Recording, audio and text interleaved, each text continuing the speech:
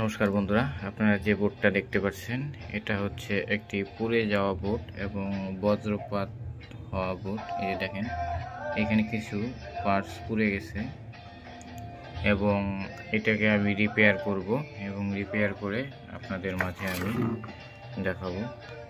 এটা হলো একটি Videocon company boat, 24 inch LED, মানে 24 ইঞ্চি এলইডি। তো পরের ভিডিওতে আমি এটা রিপেয়ার করে আপনাদেরকে দেখাবো কিভাবে আমি রিপেয়ার করি। এই পাওয়ার সাপ্লাইটা রেডি হয়ে গেছে। এখানে আমি 12 ভোল্টের একটি মডিউল ব্যবহার করেছি।